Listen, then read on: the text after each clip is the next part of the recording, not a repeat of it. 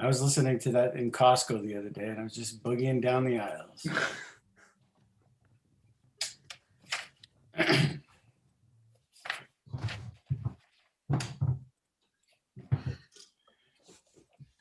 Excuse me. Yep, Senator, we're good. I was listening to that in Costco the other day and I was just boogieing down the. Oh, I hear a little bit of feedback there. Nope. So welcome. I'm Senator Kevin Avard from Senate District 12. And today we'll be holding a meeting of the Senate Energy and Natural Resources Committee. And before we get started, I'll read through the checklist to ensure that the meeting that we are holding is in compliance with the right to know law. And as chair of the State and Energy Natural Resources Committee, I find that due to the state of emergency declared by the governor as a result of the COVID-19 pandemic, in accordance with the governor's emergency order number 12, pursuant to Executive Order 2020-04 and its extensions, this body is authorized to meet electronically. Please note that there is no physical location to observe and to listen contemporaneously to this meeting, which was authorized pursuant to the governor's emergency order. In accordance with the emergency order, I'm confirming that we are providing public access to the meeting by telephone, with additional access possibly by video and other electronic means. We are utilizing Zoom for this electronic meeting, and all members of the committee and selected legislative staff have the ability to communicate contemporaneously in this meeting through this platform, and the public access has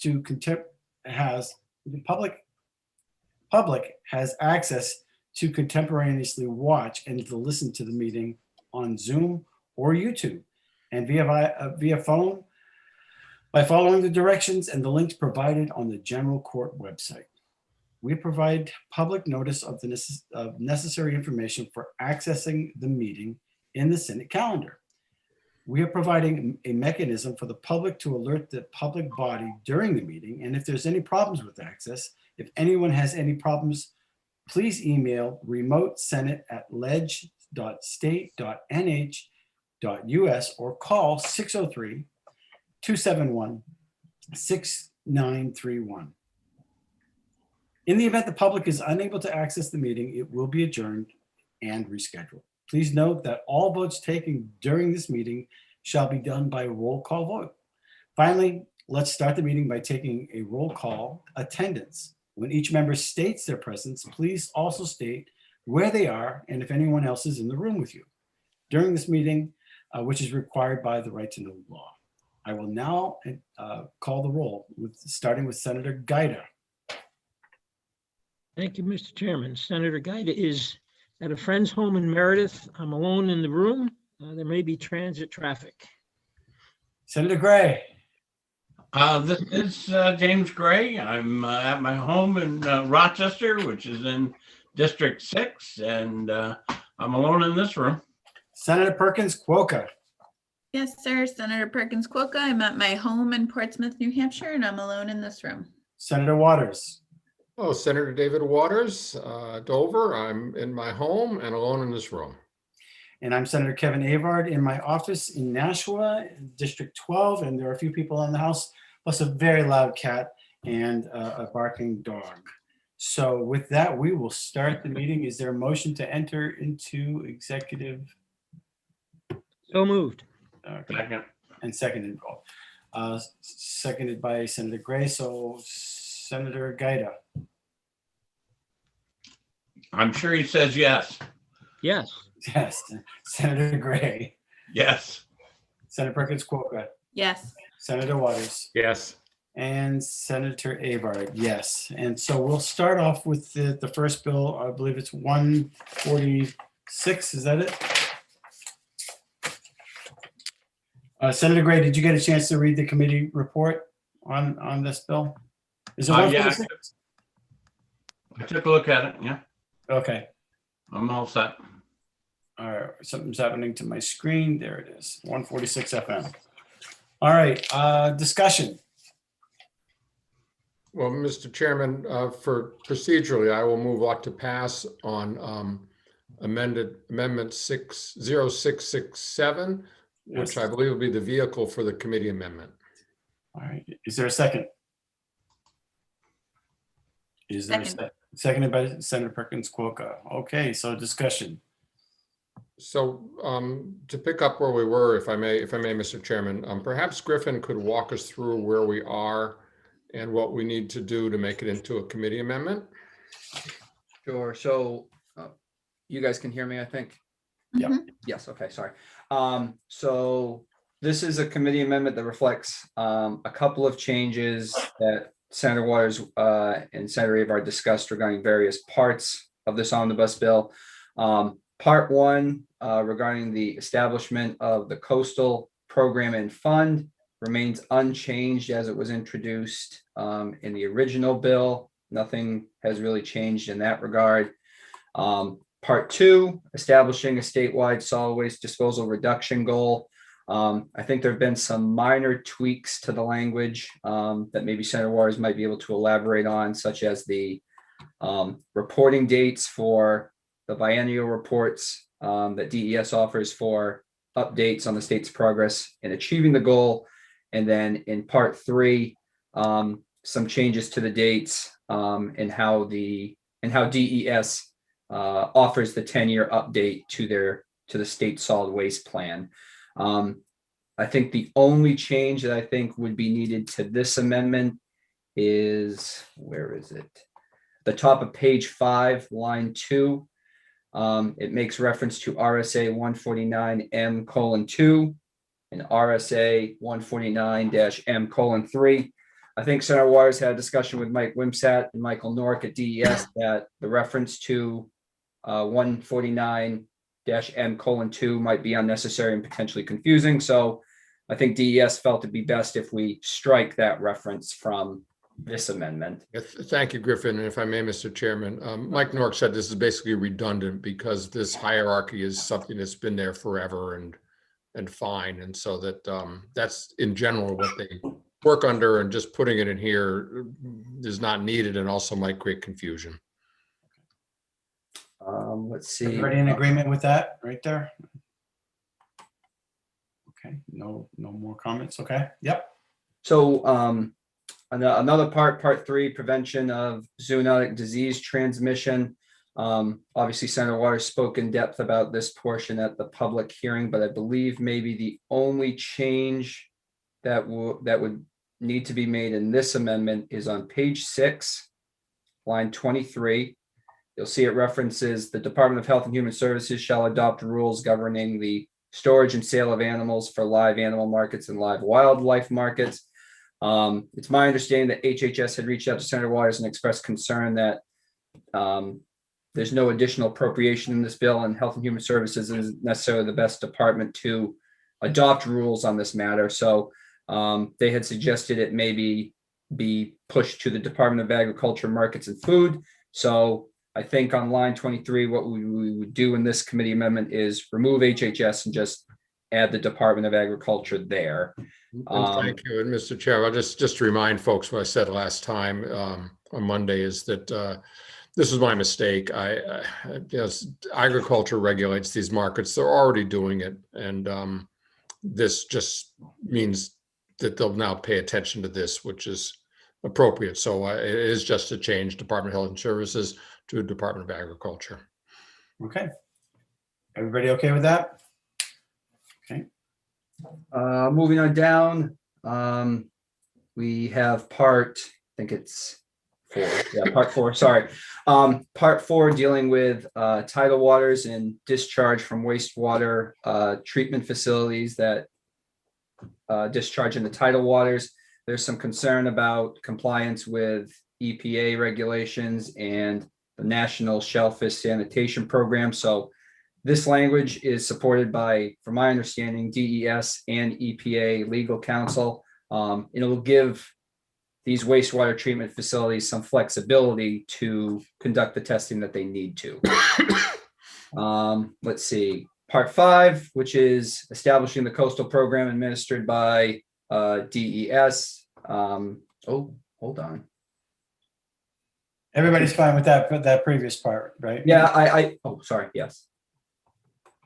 All right. Reading through it now, I'm thinking maybe on page 7, line 19, I think the title might need to be changed here, just because I think that's the title for part 1. Do you see what I'm saying there, Senator Waters? Establishing the coastal. Yeah, I don't think this part is establishing the coastal program. This is establishing a surcharge for certain fishing. They did this in a couple of things that I just didn't catch this one. They kept repeating the same title in each part. So Yeah. No, so I think that might just need to be a slight change in this committee amendment as well. Again, on page 7, line 19, that's actually the title for part 1 of this amendment. So I think that title just might need to be changed in the final committee amendment. But this section creates a surcharge on certain fishing licenses. However, the Department of Fish and Game can go through a rulemaking process to establish that surcharge, but people who participate in a coastal cleanup program do not have to pay the surcharge if they can demonstrate they took part in that program. Let's see, going on down. There was a part in here, as you might recall, during the public hearing that would change how LCHIP considers its grant funding, and that it put more priority on land conservation for the purposes of food production. That was an LSR that was primed by Senator Bradley. That part was pulled from this amendment because I believe there was a feeling that the Department of Agriculture has a $250,000 budget request in for that purpose, for agricultural land conservation. And seeing as how that's moving forward, I don't think it was felt necessary that we should add additional requirements onto LCHIP. And I think LCHIP maybe testified that they had concerns about the language as well. Moving on, and then we have part 6 of this amendment that increases class 2 obligations under the renewable portfolio standard. And then moving on to part. Let's start right there. Wait, so is everybody okay with this section? I don't want to have to just keep retracing because we still got another bill to go over. So any comments on this? Part 5? Mr. Chairman, I thought there was, some thought that this might be removed. Right. So, yeah. So as we're going through this, Griffin, I'd like to, if there's commentary in between. Yeah, sure. Sorry. That way we don't have to retrace our steps and then re-talk all over again. It's just a waste of Yeah. time. So is there, can we amend this part out of it? You know, part 6? Where was I? Yep, it is. It's part 6, which deals with this amendment. Yes.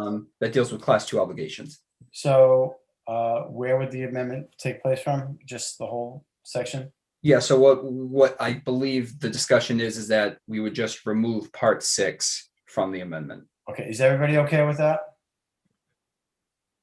Do we have to vote on that or not? No, I guess we don't. But I just want to make sure everybody's okay with that. As we're going through this, we're putting our Band-Aids and do whatever we got to do.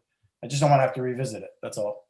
Well, I will just say, obviously, I would prefer to keep it in. This is something I was prime sponsor of, but there's a lot of good policy in this bill. So if this is something that we don't have the votes for to keep it in, I don't want to hold up the rest of the bill. And I'm also was glad to see the removal of the LCHIP part. So I leave it to the committee discussion, but.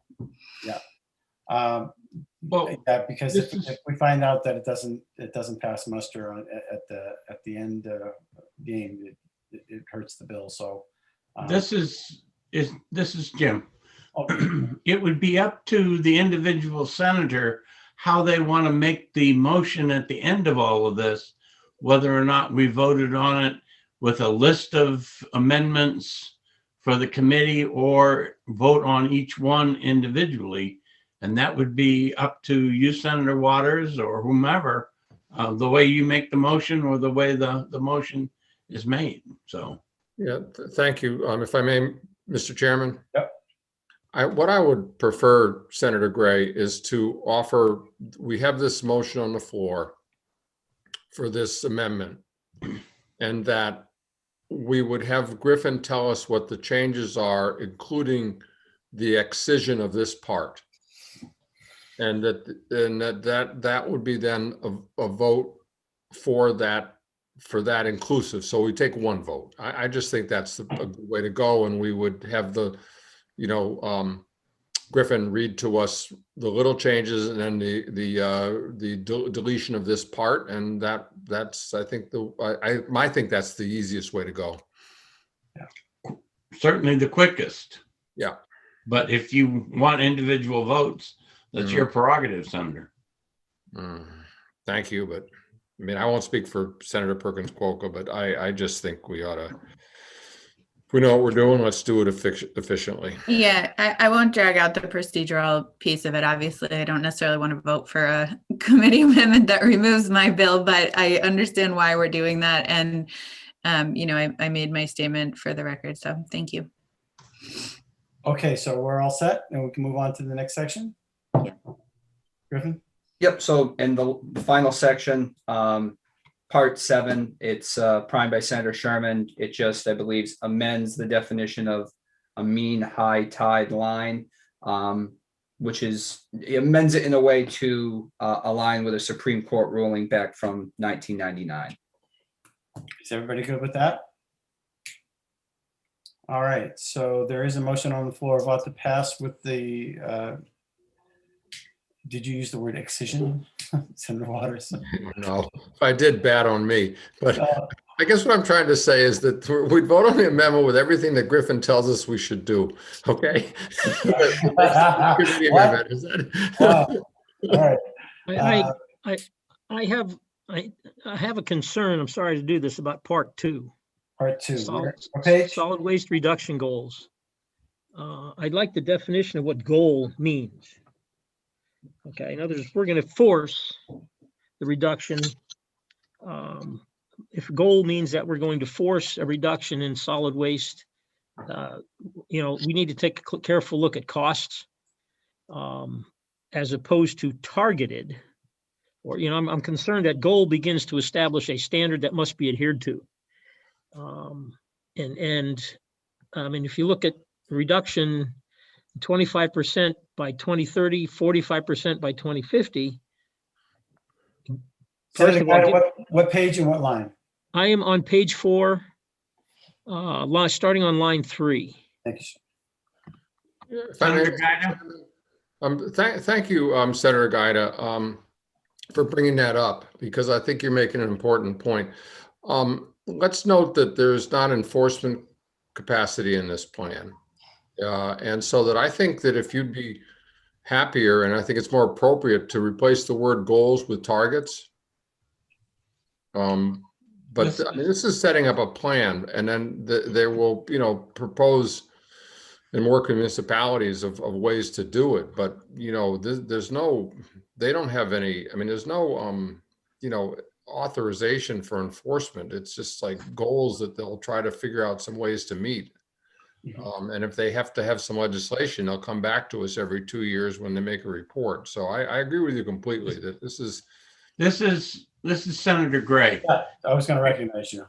Because we have the turnkey landfill here in Rochester and the waste management operating that, I ran this section by them and asked them about some of my concerns on the same language that Senator Gaida is talking about.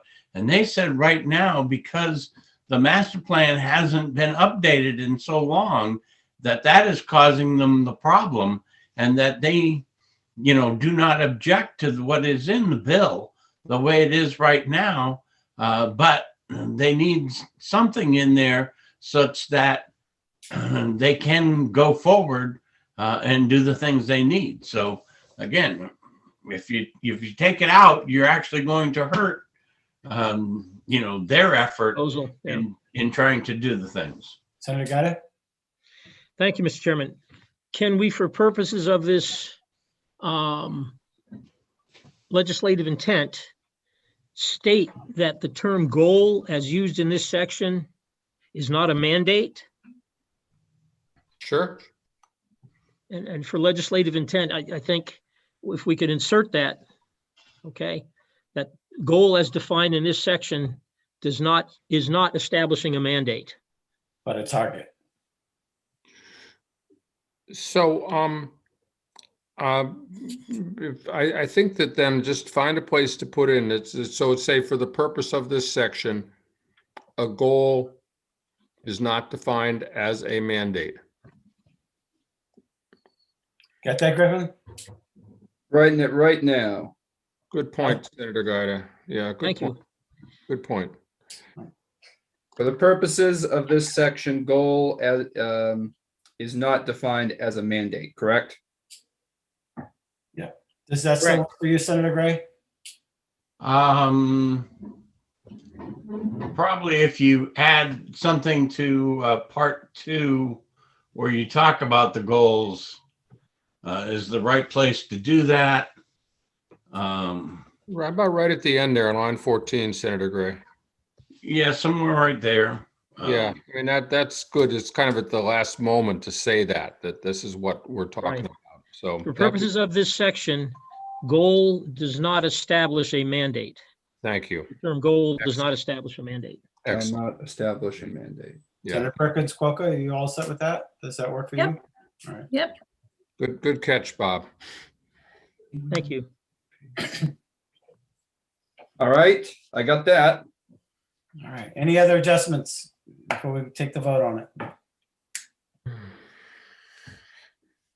All right, I'm gonna move forward with the vote. Senator Waters on the amendment. Yes. Senator Perkins Cuoco, Yes. Senator Gray, Yes. Senator Gaida. On the amendment as we've amended it here today, yes. Yes, absolutely. And Senator Avard, yes. All right, is there a motion on the bill? Ought to pass as amended. Is there a second? Second. Seconded by Senator Waters. We'll start with Senator Gaida, Yes. Senator Waters, Yes. Senator Gray, Yes. Senator Perkins Cuoco, Yes. Senator Avard, yes. Who would like to take this out? Or, I suppose since I was the prime, I might as well, but it's Yeah. really up to you, Mr. Chairman. Dude, I should know this by now already, but have we done any of these omnibus bills or?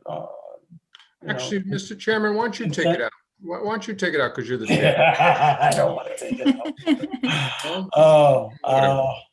I know. It is your bill, but I was thinking of consent. But has anybody done these omnibus bills on consent? We Oh, moved, they are. Yeah, we can do we it. moved Senate Bill 91 on consent on Monday, so if we wanted to.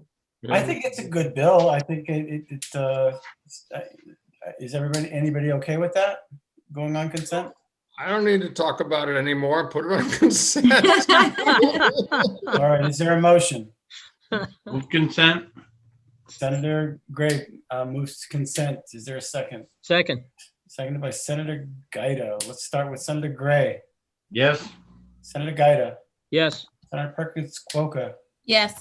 Senator Waters. Yes. Senator Avard. Yes. And Senator Waters, it is your bill. I'd still like you to take it out. All right. Thank you. Now let's move on to the easy one. 151. A lot of people have given us a lot of input, and it seems like one thing solved, another thing comes up. So anyway, I'd like let's move forward with this and see what we can do. So Senator Waters, you have the floor right now. Do you have any of the All right. amendments? Yeah, so for the purposes of our discussion, I'll move amendment 077S. Second. Okay, and discussion. So if I may, Mr. Chairman, I'll just tell you what we got. We had a really great hearing and heard a lot of things, and I've worked since then with utilities and others. A couple of top lines here. First and foremost, what the amendment does is really ensure that the governor has a toolkit and has complete control at every step of the way for this process. Secondly, we heard in the hearing confirmed that this procurement approach can mean much lower cost energy and leverage industrial and economic development. And I've done a few things in the amendment I'll get to that I think re-emphasize that. I also tried to address all the issues that came up about will this mean we don't have competitive contracts? Will it mean some people are walled out? Or would make it a, an unfair playing field? And what I tried to do there was to increase, as we'll see when I go through it, just say that there's no minimum time on these contracts. They can be up to 30 years, but that I've opened up the period out to 2028 so that it means there can be staggering and layering so that you can have a frequent process of competitive offerings of these. And again, at any moment, if the governor doesn't think that that's a good way to go, or it's competitive at that point, it doesn't protect the ratepayers, he can pull the plug on it. I also added some language to clarify the benefits to New Hampshire ratepayers and to the New Hampshire economy. I've emphasized over and over again more ratepayer protections here. And that, of course, is of paramount importance to the governor. And then on that issue of the fee, I heard a lot from utilities, and I believe we're going to be getting a white paper from them about why there are costs here, and that 2.75%. But I heard, your concerns, Mr. Chairman, and concerns of some of the advocates about that. And are we pushing costs onto the ratepayers with that? So what I did is I gave it a haircut down to 2%. In other states, it's 2.75%, but and the utilities really think that's fully justified, as you see in the document, but I gave it a haircut. Then secondly, I asserted that the PUC will establish the criteria for evaluation of whether that fee is justified. And so that's our kind of gatekeeper there, that this is just not going to be a flat thing, that if they come in and want something like this in the contract, it has to be justified as in the public benefit, not adding an inappropriate cost. So with that, Mr. Chairman, let me just quickly go through so you see where those things are in the bill. In the definitions, you'll see some different definitions. That the benefits to New Hampshire's economy are spelled out a little more, and you'll see where that gets picked up later on in the evaluation criteria of the request for proposals. I've also clarified the definition of classes here. We heard a lot of concern about the biomass and the hydro folks about is this fair, and does it include them, exclude them? So it just takes a simple approach and says, the four classes that are RPS qualified, whatever class you're in, you're included here. And then on line 16, 17, I took out the minimum period of time, but just we had the 30 years in there, so the utilities and the governor can figure out what is the most advantageous for any individual contract duration and how, and the staggering of them. The bottom of the page on line 29, Griffin, just a typo for you, that after offshore wind generation resources, we need a comma there. After that word comma. After that word resources, we need a comma. On 29, you said? Yeah, line 29. Yep. So if you turn to the page 2 of the amendment, here is where I have pushed the date out to 2028. And this ensures a staggered procurement schedule, ensures competition, ensures that every single time you do this, you're taking care of the ratepayers and getting them the lowest cost. Then on page 3 is the language, starting on line 21, is the haircut on the percentage and the criteria for evaluation that the PUC will develop for potential approval of those. We had some concerns about transmission costs, that we don't want to load those, because the offshore wind, you're going to have new transmission system, at least onshore in the power. And let's make sure we're not loading those costs onto the consumers. So you'll see in parts D and E that we make sure those are transparent and that they're mitigated and don't fall on the ratepayers by various means. Then if you turn on to page 4, again, I'm just hammering on cost effectiveness and protecting the ratepayer. And then also the benefit coming to New Hampshire. We don't want all these jobs just, being workers from Denmark or the supply chain. We're talking about $120 to $180 billion supply chain for offshore wind on the coast from New Jersey north. And, we have manufacturers in New Hampshire lining up to be part of this. So this just means that the evaluation process can take these things into account. And it also says, the potential for benefits to our municipalities here, that's a good economic benefit. A little bit further down on 33, the commission's got to determine the benefits to New Hampshire exceed the cost of the process. So that's another important safety net for our ratepayers there. Except for a little bit of language change from here on, not a whole lot of change. I will mention that in talking with David Shulock at the PUC, it was clear we needed to be a little more explicit about that evaluator that's going to be contracted with to make sure these are good contracts, and the cost of operating the REPC. That will be under the authority of the PUC to judge those costs and adjudicate them the way they ought to be. So, Mr. Chairman, there you have it. I will say that I've been just closely working with the utilities up through late last night and checking in with them this morning. They've seen it. I've shared this with Senator Bradley. I shared it with Jared Chicoine. So everybody who needs to look at it has looked at it, and I really tried to do what I could do to bring in what we need. But again, just go back to the top line. This the governor's the champion of offshore wind, and so this bill is meant to give him the toolbox to do the right thing for New Hampshire. So thank you.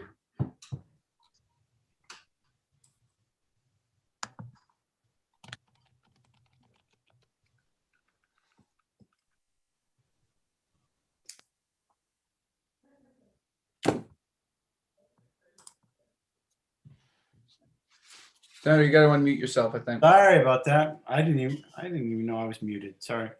Thank you, Senator Waters. I'll repeat myself. Thank you very much. I appreciate all your hard work. You have really helped out quite a bit and listened to a lot of people. I'm curious, Griffin, if there are people in the wings that could have comments. Is Madeline or Heidi Cole available for discussion on this? Give me a second here. And in between, is there any discussion with the committee members? I started with you, Senator Gray. How's it looking to you? Right now, I'm not, in love with the bill, but I'm willing to vote for it right now. Okay. Senator Perkins Quokka, what are your thoughts? Yeah, thanks, Chair.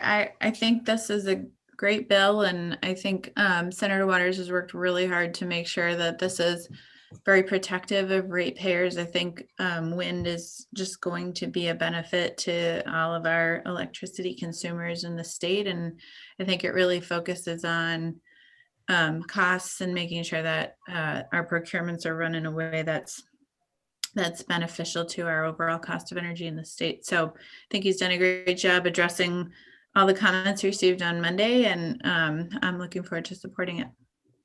Senator Gaida? Thank you, Mr. Chairman. I have three concerns. Well, two concerns, one observation, I would say. Senator Waters, you make the statement that the governor controls this process, that he's got all the tools at his disposal, but at the same time, we force a June 23rd, June of 23 contract RFP deadline. Would you be willing to amend that? Because what I'm hearing is that the governor and his office may not quite be ready for this, and to force the issue may find an unfavorable response from the governor's office. Is there a way we could say, or as determined by OSI, the governor, or somebody, so there's a little bit of flexibility on that June of 23 hard deadline? Yeah, thank you, Senator Gaida. And, yes, we could certainly do that. And that has been pushed out a year from what it originally was. Okay.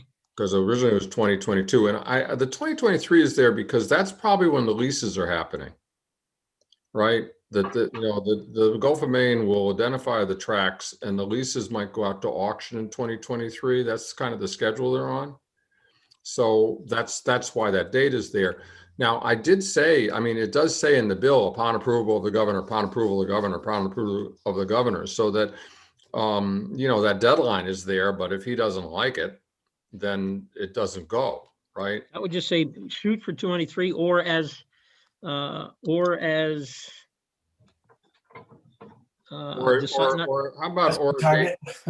a date determined by the governor.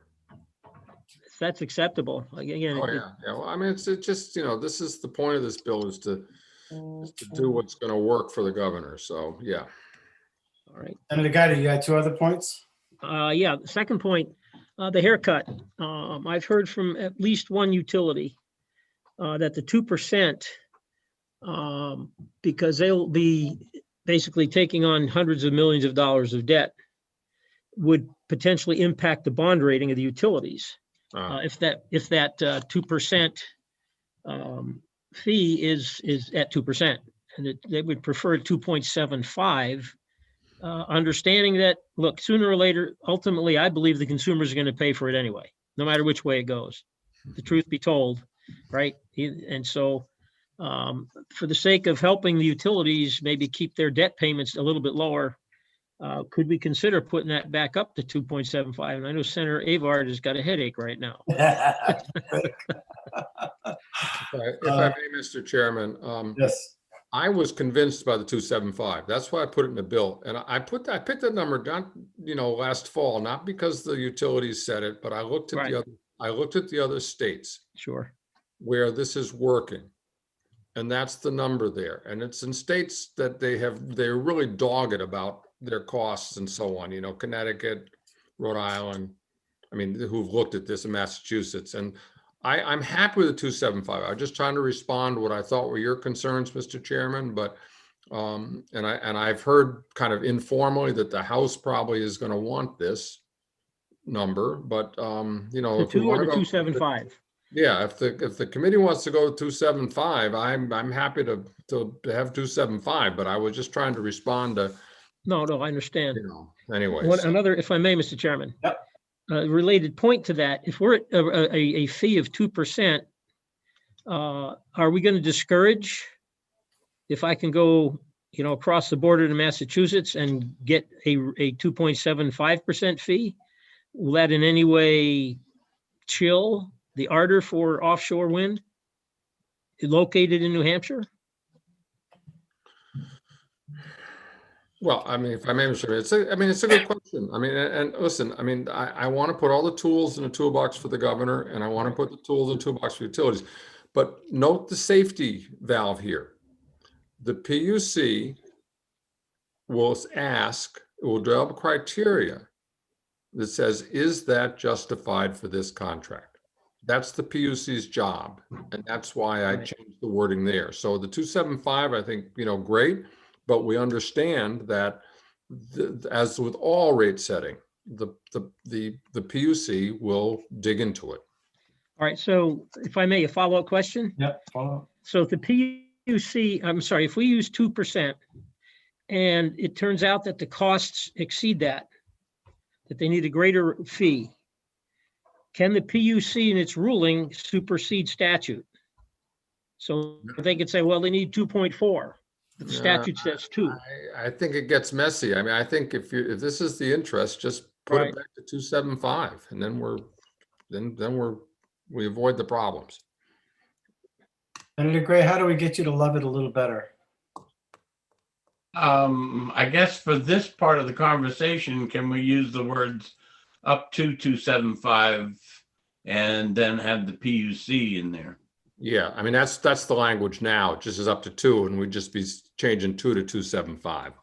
So Is Dan Collins or Heidi Kroll available for a comment? Yep, both of them have their hands raised. Who would you like me to bring in, Senator? Have Dan first. Hey, Dan. So good afternoon, everyone. Thank you, Senator, and thank you to the committee for taking my further comment. So just first of all, appreciate that Senator Waters has obviously worked hard on this on this bill and made some effort to address our concerns. We would just, however, recommend that the committee maybe consider this bill further, given the complexity of it. And given that there really is no hurry at this point to proceed on this timetable, we just see this as having a fair amount of questions, even just some of them have been developed here today, that we think justify just a continuing conversation about whether this procurement is first of all even necessary, and secondly, just other elements of the bill. So would recommend then that it be sent to study where it could be explored further, while again we allow maybe some other processes to take place. The ones I spoke about on Monday to do with the regional markets in an effort to better align the markets with state policies, including some that perhaps could help New Hampshire basically explore offshore wind in the future. Do you have like a list of things that you'd like us to explore? So really, it's about looking at some of those elements around competition. I don't have line items in front of me. I'm just sort of coming to grips with some of these provisions that were read out just a little while ago. Obviously, fundamentally, NEPCA, New England Power Generators Association, and if I wasn't clear, I represent NEPCA. It's just fundamentally problematic for us in terms of procurements outside the markets. And so, just fundamentally, it's a tough bill that way for us. And we think it's not great for ratepayers. But that said, I mean, we're recommending it to go to a study. If I can interrupt you, what do you mean by outside the market? So procurements like this are basically looking to procure resources outside the region's competitive markets, where we would normally get, energy and capacity. So in other words, where right now, under this bill and bills like it, it's a proposal to ask ratepayers to essentially fund the development of these resources, versus private investors in the competitive markets. That's the regional markets that are administered by ISO New England. So we of course are participants in the regional markets. That's our interest in this. And we recognize, as I pointed out on Monday, that there've been quite a few benefits that consumers have derived from the markets. And so we want to see that continue. And we worry about procurement bills like this one that can undermine those benefits with things like price suppression in the energy market, as an example. I may, Senator Waters? Can I respond to that? Yeah. So just the bigger picture, I don't know whether NEPCA has been making these arguments in every other state that has gone forward with the procurement and is going to secure lower cost power and also has the industry investment. But if they have made these same arguments in the other states, then clearly the industry and others and utilities have suggested these arguments don't hold water. Secondly, the notion of this, that we're funding the development here. These contracts are to buy power. All right, they are to buy electricity at a set rate over the life of the contract. That's what the money is for. And we heard conclusively from the utilities, and has been repeated since then, that of course, if you do a long-term solicitation for procurement, you get a better price. And that in this case, you get the industry to $3 to $5 billion project, $120 billion supply chain for the whole region. And that 3 to 5 billion is just the Gulf of Maine, let alone everything else being done. So I think, Mr. Chairman, that we don't need to study this further. If they want to get more bites at the apple, they've got all the time in the world over in the House when you think about it. And to delay now actually does hurt us. It's not like we're trying to rush, but we are behind. And the industry is chomping at the bit. They want to develop, and we want the Hampshire to benefit from this. So I'm sorry to give my little speech, Mr. Chairman, but we heard this on Monday, and I really did a lot in this bill to address these concerns. You got your staggering, you got your layering. The governor looks at it and says, this procurement under this bill doesn't get us cheaper power than what NEPCA is offering. He can say no. So I mean, I really bent over backwards to do it, and that's where we're at. Okay. Any further statements, Dan, or are we all set? No, I mean, I just would sort of recommend to the committee to, take a look at what the markets have produced. I mean, I know we've filed written testimonies, so I don't want to belabor that issue, but the competitive pricing is frankly in the competitive markets. And so, I recognize again that it's the energy that's being pursued here. But at the end of the day, again, it's ratepayers that will be funding these kinds of projects. All right. Is Heidi available? Yep, I can bring her in. Yep. Are you there, Heidi? Oh, she should be now. All right.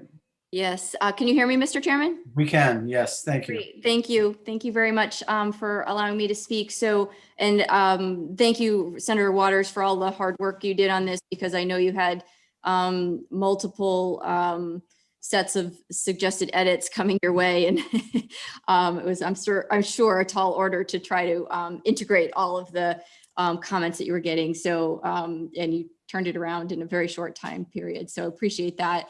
I will say I've not had a chance to run this by my client, which is Granite State Hydropower Association, and get feedback from them. So this is only me kind of going through the document.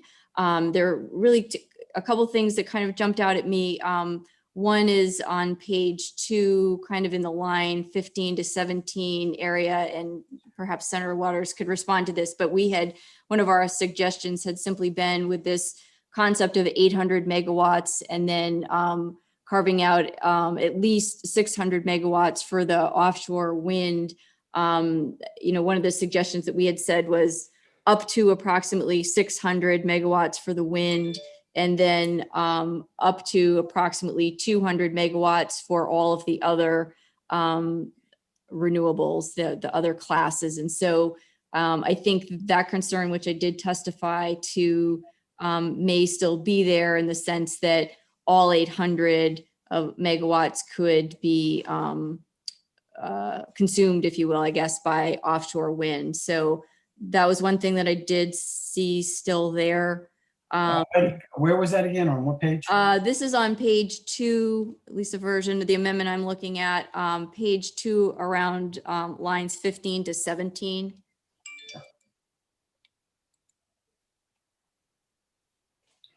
Senator Waters, do you have any comments on that? Yeah, I do. Thank you. And Heidi, thank you and Madeline for the very, very careful suggestions and work that you sent to me. And I really tried, without upsetting the apple cart here, to integrate some things. And I'll tell you how I addressed what you brought forward. I mean, first, I was concerned about it, just the political reality. The governor has essentially vetoed twice now a carve out in this. And so, you know, I thought that the package deal was better. And again, flexibility. But I did two things for you.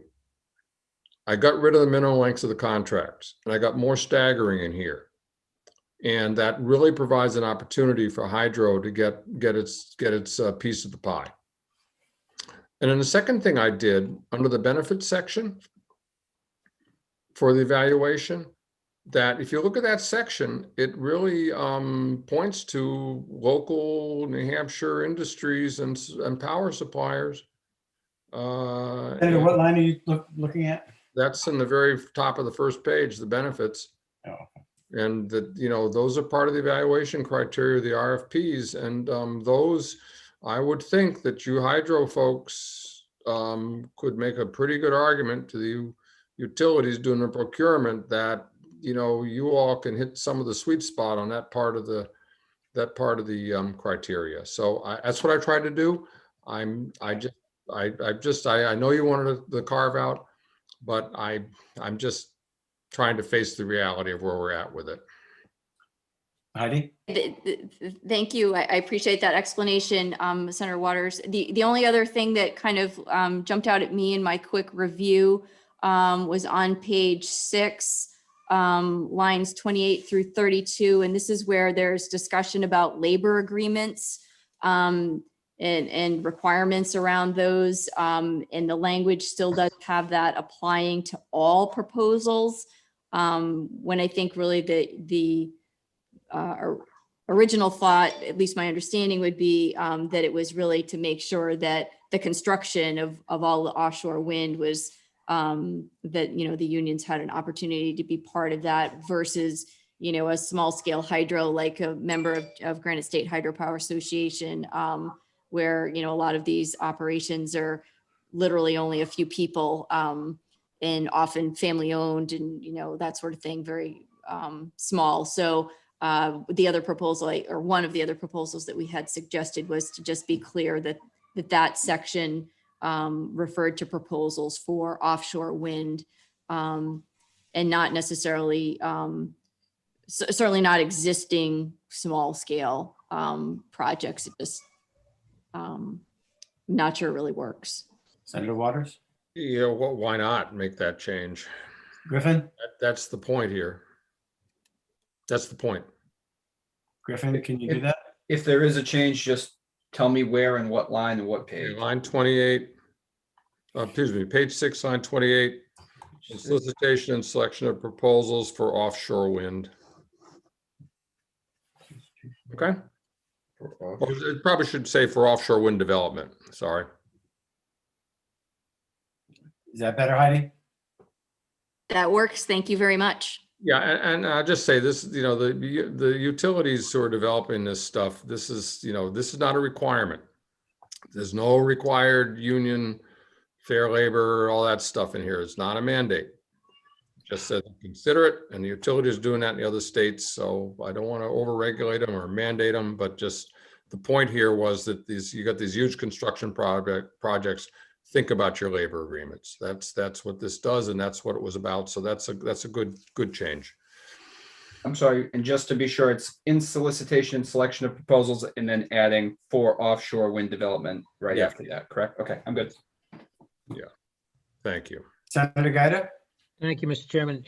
On that same line 28, it's a requirement to include a plan to engage in a good faith negotiation of a project labor agreement for laborers. Yeah, Do I mean, do we even need that in there? I mean, I understand. Do we presume that the utilities are going to not bargain, you know, with their existing labor contracts with their employees? Well, thank you, Senator Gaida. And if I may, Mr. Chairman, I thought this was a pretty light touch.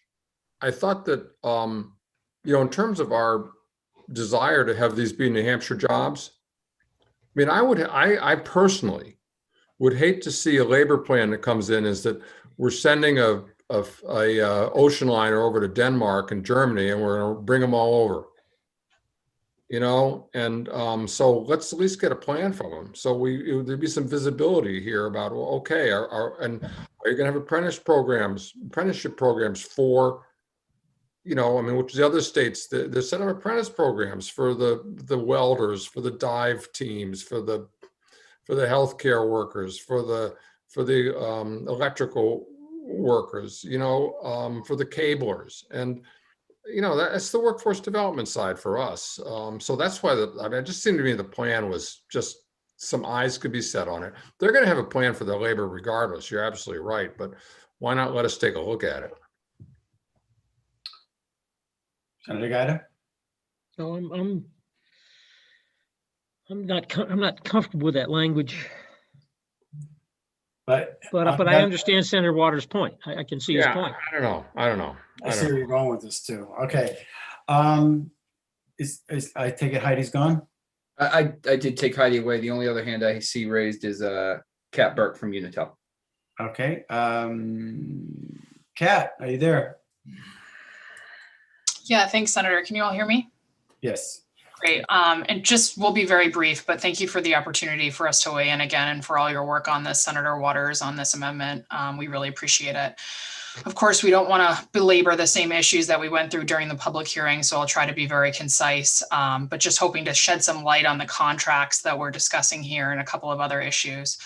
These are very, very large long-term contracts that are being discussed in this bill. As Senator Waters mentioned, we do have some numbers and figures that might be helpful in putting this into perspective for the committee. Rob Farino, our Director of Energy Contracts, who was on the call yesterday, is also here for the executive session today if we have any questions to get into the details. But we're in the ballpark of about $5.5 billion with a B dollars for these 800 megawatt contracts based off of a 20-year calculation. Based off of that calculation, looking at Unitil share, which is about 10.5% of the state, we're looking at about $600 million, which is almost the market value of our entire company. So this is where remuneration really comes into play here. So lenders are looking for a supportive market with the best cost of capital, right? Having remuneration is a clear signal for that. And without it, it would be seen as very risky. So, I know Senator Waters, you're working hard on trying to find what that number might be. So, as introduced, that up to 2.75% was an okay number. Anything less than that, in our opinion, would be a bad signal. So, and as always, we're happy to work with stakeholders and members of the committee if we feel like we need to continue to work on that number in the bill to figure out what that number should be. These are just our high level thoughts right now, but we did want to provide those numbers for the contracts for you guys. And like I said, Rob has worked up those details in a spreadsheet. If you would like him to speak to that, he certainly can. But again, we appreciate that you're all, working under a very tight timeline here, and we appreciate all of your work, Senator Waters. Thanks. Thank you, Kat. Senator Gray, did you have your hand up? No. Oh, okay. Senator Waters, any comments, questions? Well, I think it's to Bob's point. I think it's to Senator Gaida's point. Definitely. Kat, who did you say is in the wings that could comment? Sure. Yeah, we have Rob Farino. He's our Director of Energy Contracts. He was on the hearing yesterday, and he's on this call again and can certainly get into some details if that's what the committee wishes to go into today. We certainly can do that. Before committee members, do you want to hear it? Do you want to have any questions for Rob? I'm good with a 275 myself. So if that's what Senator Gaida thinks we ought to do, then we ought to do it. Well, again, we also had the proviso that the PUC is going to do the analysis. That's what they're paid to do. Yeah. So for rate changes and rate setting, that's their bailiwick. Well, put a cap on it, that's going to cause harm. It's going to cause the CAT's organization or other organizations to have to pay higher cost of capital. That comes down to the consumers.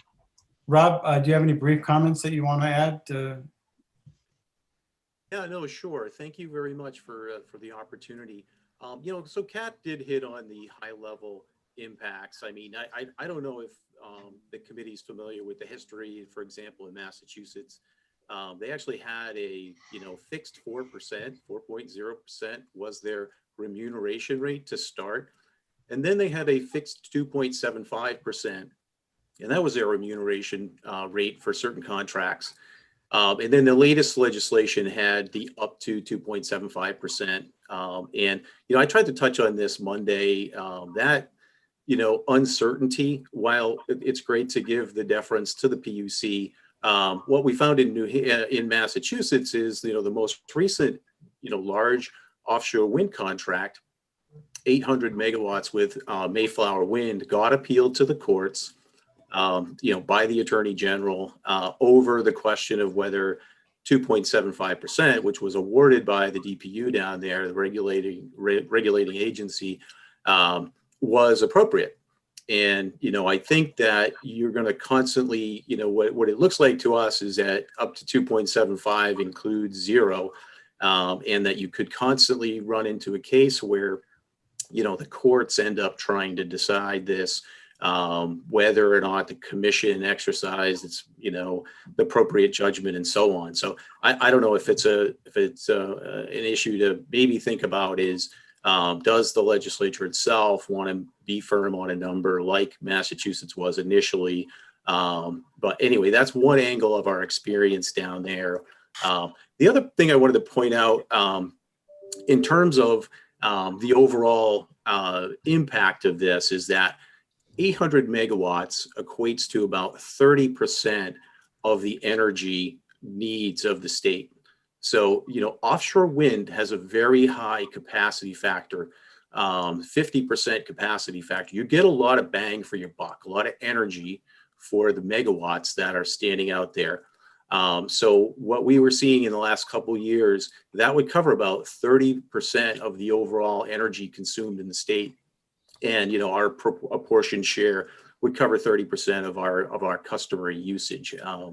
So anyway, I think that's a real good, just to have that planted in your heads. I think it's a great, I'm generally supportive of offshore wind. I think it's a great opportunity, but just want to make these very few points. I do think, as far as wholesale market impacts, those impacts already exist due to actions in other states. They'll need to be addressed anyway. I don't think New Hampshire is going to make that, any more challenging.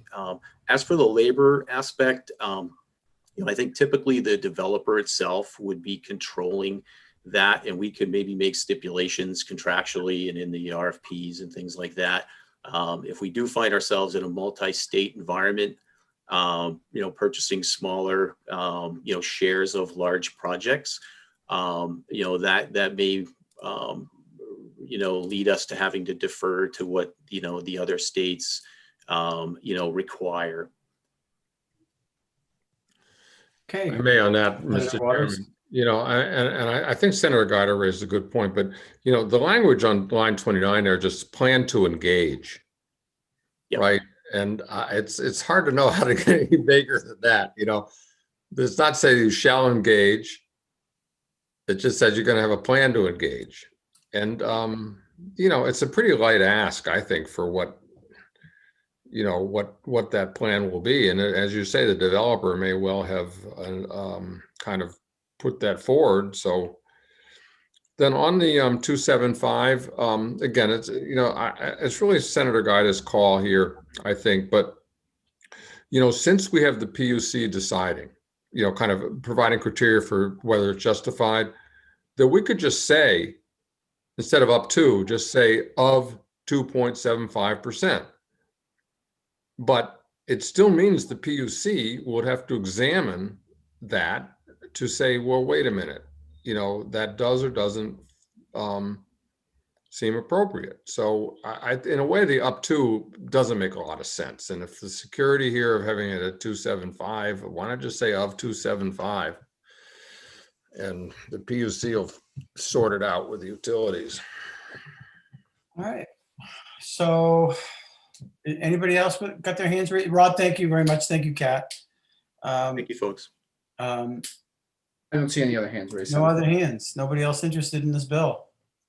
You know, it's funny. I saw it was on the news today too, as well. For some reason, a bunch of windmills offshore, and I don't think it was a sign or anything like that. I just thought, oh boy, here we go.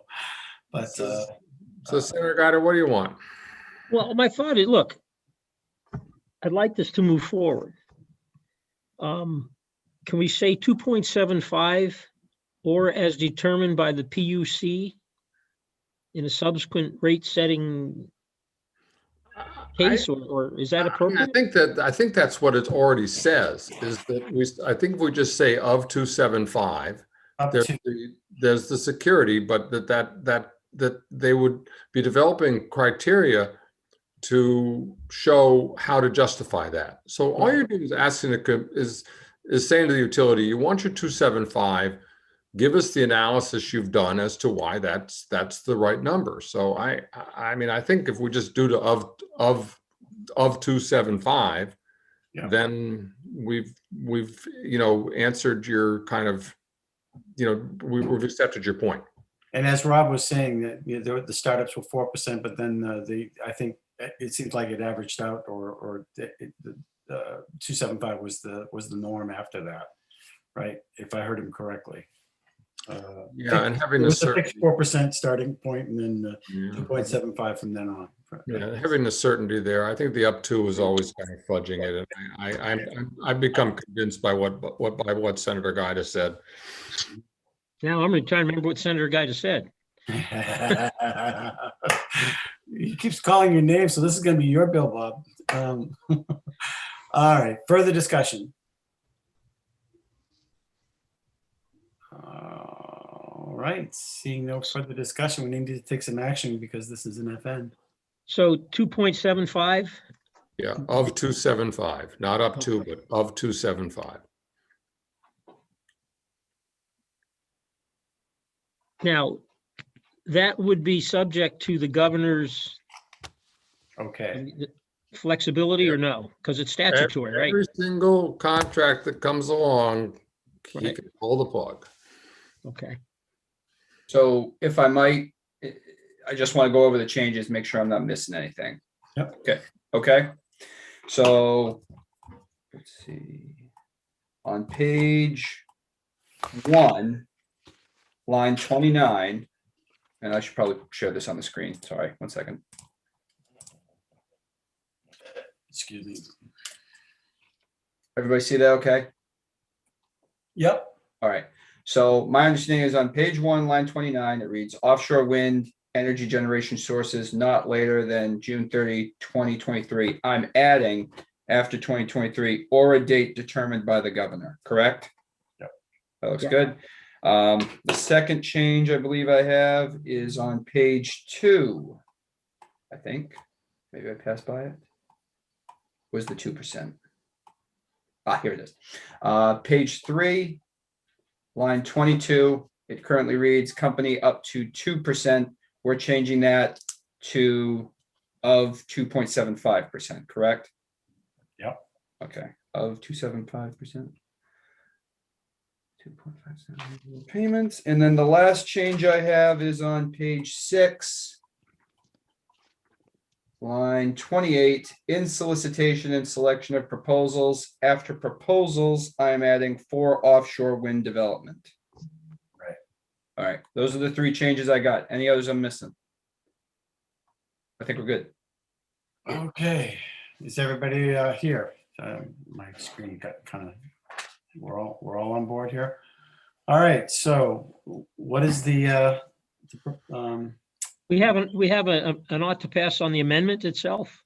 We do Waters, I'm sorry, Senator Waters, you moved it, and then Senator Perkins Quokka seconded it. So Yeah, so with the additions that Griffin just outlined.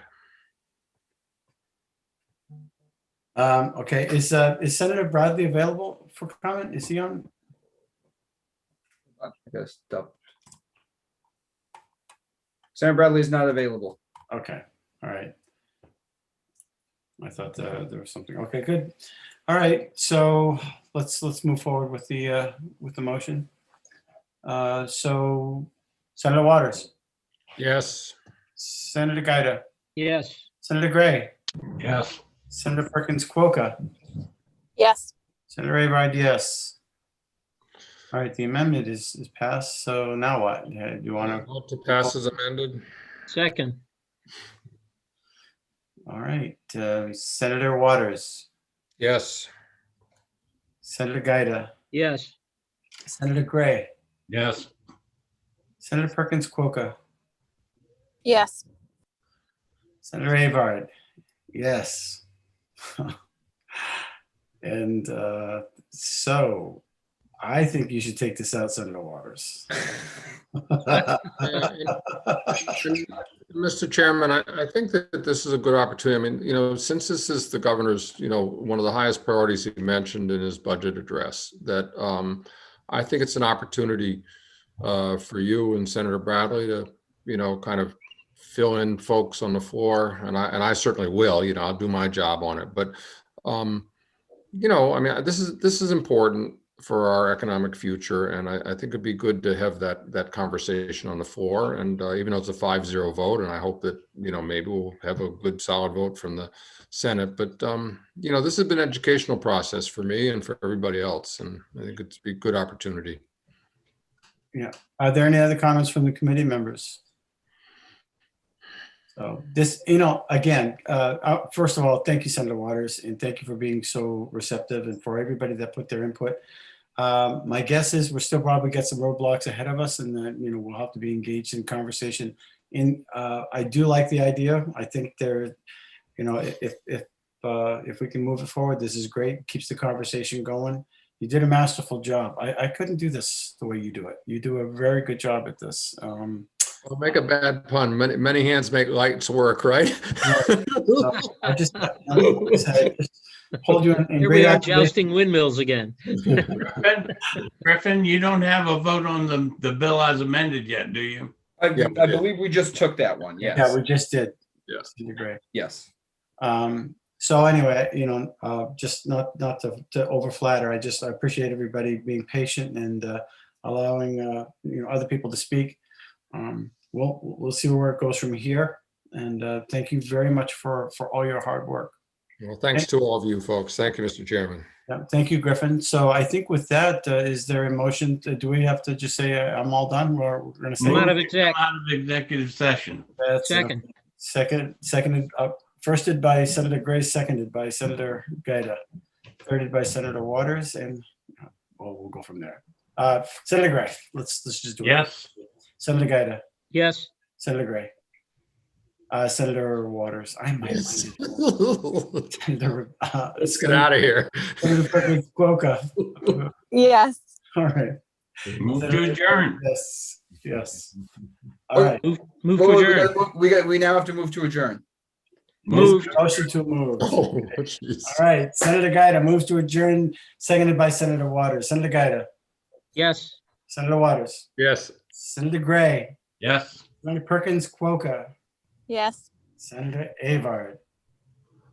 Yes, and Senator Griffin. All right. Goodbye, everybody. Best wishes, Kevin, on the birth. Thank you. She's Yeah. still working hard. She was at 3 centimeters. The water broke. Number 7 is on the way. Wow. God Bye-bye. bless. Yeah, See you, everybody.